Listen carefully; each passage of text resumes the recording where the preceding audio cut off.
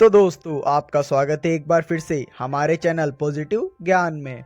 दोस्तों मेरे ख्याल से आप में से ज़्यादातर लोगों ने कभी ना कभी एनिमे सीरीज़ या एनिमे मूवीज़ तो ज़रूर देखी होंगी। और कोई ऐसा एनिमे कैरेक्टर भी ज़रूर होगा जो कि आपको इतना ज़्यादा पसंद आया हो कि आप भी उस एनिमे कैरेक्टर की मूव्स करने से खुद को ना रोक सके हों। उसी तरह एक एनिमे सीरीज़ है जो कि एक बार फिर से इंडिया में रीटेलीकास्ट की जा रही है। और इस एनिमे सीरीज़ ने इंडिया में रीटेलीकास्ट होने के साथ ही अपना झंडा मजबूती से गाड़ दिया है। अब तो आप सभी समझ ही गए होंगे कि आज हम बात करेंगे नारुतो एनिमे सीरीज़ के बारे में कि कैसे यह एनिमे सीरीज़ मांगा से एनिमेशन में कन्वर्ट हुई और आज के समय में कई लोगों की ऑल टाइम फेवरेट बन चुकी है। तो बिना कोई टाइम वेस्ट किए आइए वीडियो को शुरू करते हैं। तो दोस्तों नारुतो के क्रिएटर का नाम मसाशी किशिमोटो है और इनका जन्म 8 नवंबर 1974 में जापान में हुआ। किशिमोटो को बचपन से ही खेलकूद और पढ़ाई से ज़्यादा मांगा और एनिमेशन में रुचि थी। इसी वजह से एक यह कारण भी था कि किशिमोटो की ड्राइंग बचपन से ही काफ़ी अच्छी थी। और जब वो बचपन में अपने किंडरगार्टन स्कूल में थे उस समय वो डोरेमोन की कई ड्राइंग्स बनाकर अपने दोस्तों को दिखाया करते थे। और समय बीतने के साथ साथ ही जब किशिमोटो अपने प्राइमरी स्कूल में पहुंचे तो उस समय वो अकीरा टोरीयामा की मांगा ड्रैगन बॉल के बहुत बड़े फैन बन चुके थे। और किशिमोटो को यह मांगा इतनी ज़्यादा पसंद थी कि ज़्यादातर टाइम वो केवल ड्रैगन बॉल मांगा ही पढ़ते रहते थे। लेकिन कई बार किशिमोटो के पास इतने पैसे भी नहीं होते थे कि वो हर बार नई मांगा खरीद सके, इसीलिए वे खुद के पास रखी पुरानी मांगा ही पढ़ते रहते थे। लेकिन जब उनको पता लगा कि उनके एक दोस्त ने ड्रैगन बॉल मांगा का मंथली सब्सक्रिप्शन ले रखा है तो उन्हें बहुत खुशी हुई, क्योंकि अब वो कभी भी ड्रैगन बॉल की नई मांगा पढ़ सकते थे। और इसी तरह जब तक वो अपने स्कूल में थे तो उनका पूरा ध्यान केवल ड्राइंग में ही लगा रहता था।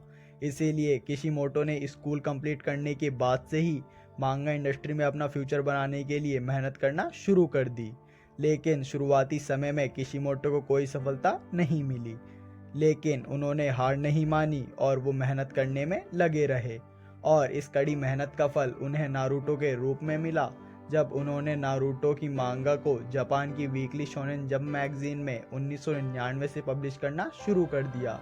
और पब्लिश करने के साथ ही यह मांगा जापान में रहने वाले हर मांगा लवर के दिल में एक खास जगह बनाने में सफल हुई।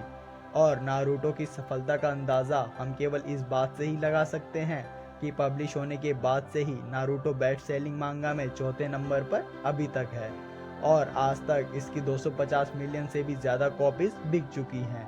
और 2014 में नारुतो का फाइनल पार्ट पब्लिश किया गया था। और अगर अब हम बात करें नारुतो के एनिमे सीरीज़ की तो 2002 में इसे तैयार करके जापान के टीवी चैनल टीवी टोक्यो पर दिखाया जाने लगा और 2007 तक नारुतो की फर्स्ट एनिमे सीरीज को टीवी पर दिखाया गया, जिसमें टोटल 220 एपिसोड शामिल थे। इस एनिमे सीरीज में नारुतो की प्राइम टीम की कहानी दिखाई गई है। और इस सीरीज को अमेरिका में भी इंग्लिश कार्टून नेटवर्क चैनल पर 2005 से 2009 तक टेलीकास्ट किया गया था। लेकिन नारुतो एनिमे सीरीज की सफलता को देखते हुए इसका सेकंड पार्ट नारुतो शिपुडिन के नाम से जापान में टीवी टोक्यो चैनल पर 2007 से 2017 तक टेलीकास्ट किया गया। और इस सीरीज में नारुतो की यंग एज की कहानी दिखाई गई है। इस सीरीज में टोटल 500 एपिसोड शामिल थे। इस सीरीज को भी इंग्लिश में डब करने के बाद 2009 से 2011 तक अमेरिका में डिज्नी एक्सडी चैनल पर टेलीकास्ट किया गया, लेकिन 2000 तक अमेरिका में केवल नारुतो शिपुडिन के 98 एपिसोड ही टेलीकास्ट किए गए थे।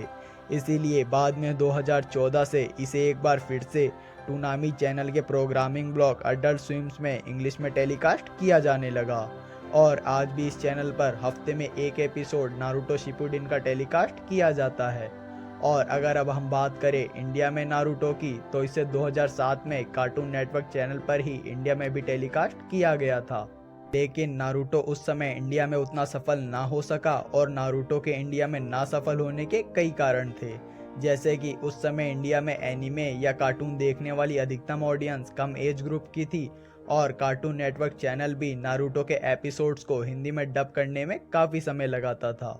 इस वजह से नारुतो की टीआरपी नहीं बढ़ पाई और इस वजह से नारुतो को कार्टून नेटवर्क ने हमेशा के लिए टेलीकास्ट करना ही बंद कर दिया। लेकिन एक बार फिर से नारुतो इंडिया में आ चुका है और इस बार न्यू हिंदी डबिंग के साथ नारुतो को सोनी ये चैनल पर 15 अगस्त से रात 8 बजे टेलीकास्ट करना शुरू कर दिया गया है और इसका रीटेलीकास्ट अगले दिन दोपहर के 3:30 बजे किया जाता है और नारुतो का हर एक एपिसोड 20 मिनट का होता है और इसके अलावा अभी तक नारुतो की टोटल 11 मूवीज़ भी बन चुकी हैं। अगर आप भी नारुतो के फ़ैन हैं तो आप भी सोनी ये पर नारुतो तो ज़रूर देख रहे होंगे।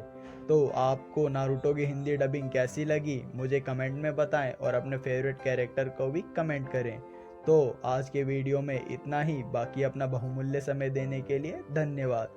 अगर आपको नारुतो एनिमे सीरीज़ की बनने से लेकर सक्सेस की ये स्टोरी अच्छी लगी हो तो वीडियो को लाइक करें, चैनल को सब्सक्राइब करें और बेल आइकन को भी दबा दें ताकि मेरी न्यू वीडियोस की नोटिफिकेशन आप तक सबसे पहले पहुंच सके, बाकी मोटिवेट रहे।